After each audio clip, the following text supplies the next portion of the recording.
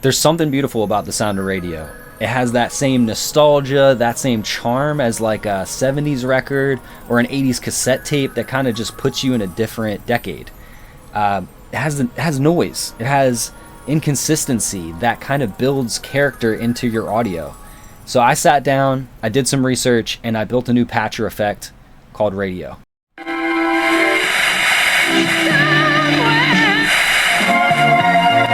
To Epstein for his 50th birthday. In a Truth Social post, Trump said, "Oh yeah, yeah."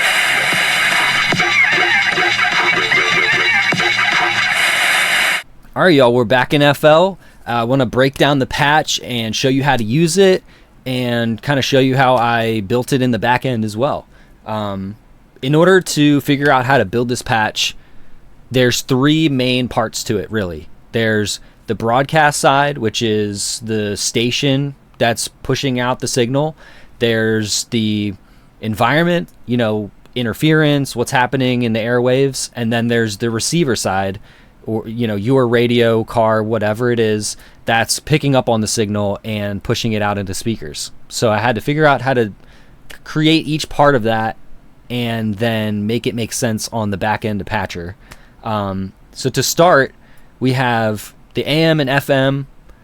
That on the broadcast side translates to like a mono signal for AM that goes from 100 hertz to 6K, as you can see on here.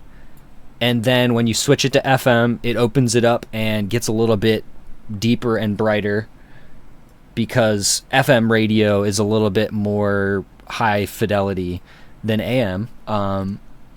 And then, it pulls it back in to regular stereo separation here as well. And then from there, I have a complex routing, as you can kind of see, that is controlling the noise level, which is this big knob here, signal strength. That kind of controls the noise to signal ratio. And as you pull this down, it goes towards more of a noisy signal and kind of distorts and crushes the main signal into the noise, as you heard in the demo. So that is the signal strength. This is just a normal EQ that you usually see on radios as well, like car radios and stuff. So, and it has the labels for the frequencies on them. And then this whole bottom section is dealing with the environment and the receiving side of this whole situation. So the lightning button kind of triggers a separate section in here that goes into this AM FM storm remap with some crazy wave shaping going on that's kind of creating clicks and stuff. And then that in turn goes back into this compressor, because in receivers, a lot of times when you get lightning in AM, it triggers like a limiter almost and pops the signal in and out. And maybe I can play a demo real quick here just so that you get the idea. Magic 1278. We've got. And then, so I use like a sidechain compressor that pops it similar to that. And then as you can see in the settings, you can control kind of how loud that is and how many lightning strikes happen. And then the fourth section is the speaker section here. You can just pick whether it goes through a car radio or like a little telephone, like a little cell phone, or a radio like a boombox. So let's play that over top of this here just so you can kind of hear the difference. And those are just turning on and off different convolvers with different impulse responses. I have one that's like a little internal car van reverb that I've edited. Another one that's a telephone, like old 2000 cell phone kind of speaker. And then a gramophone that I kind of pulled out and molded and made it sound more like a boombox. And so you can kind of, make it more realistic when it's coming out of something rather than just the raw audio with noise and stuff.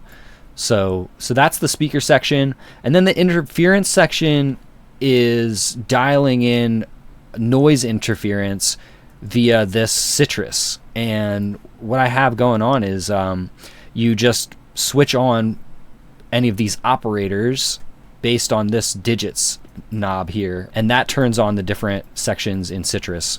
So the first one's like staticky kind of sounding. Let's pull it down here. You can hear the little dust particle kind of stuff going on there. Second one is like amp noise, ground noise. Third one is this one. That's going to be like a mechanical hum, kind of in like an operating room or something, like a broadcast room. And then you have kind of like fax interference for this fourth one. And then let's see, fifth one is like radio frequency phone interference on speakers.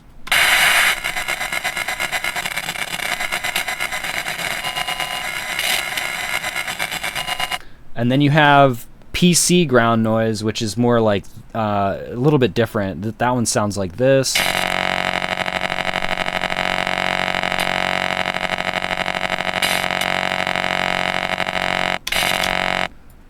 And then you can control the pitch of these in the back end here as well as some other options. You can control the like total noise volume and the noise follower as well, because typically with signals, when you're kind of in the midpoint of the signal strength, the receiver side picking up both noise and the signal, and it's normalizing it the entire time.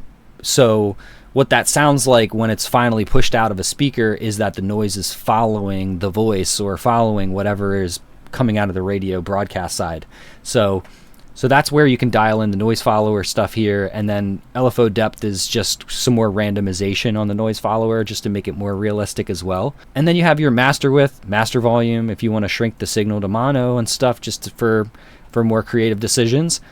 And that's really the whole idea with this patch. I know it's a little messy on the back end here, but it works. Yeah, I'm gonna tweak it a little bit more. I might come out with updates for it and stuff. But yeah, I mean, the whole point of it is just, use it for immersive storytelling. Like, use it for an intro or a bridge or an outro for a song, or maybe in something cinematic. It's just like a lot of other plugins that simulate like quality reduction. Like bit crushers or streaming codec ones. I know there's one called Codec, or RC20 for vinyl kind of warping and stuff. This is just like a lot of those where you can use it for character building and for storytelling in your music. So that's radio. Grab it on my Patreon. Hope you learned something about radio as well. And I will see you guys on the next patch. Peace.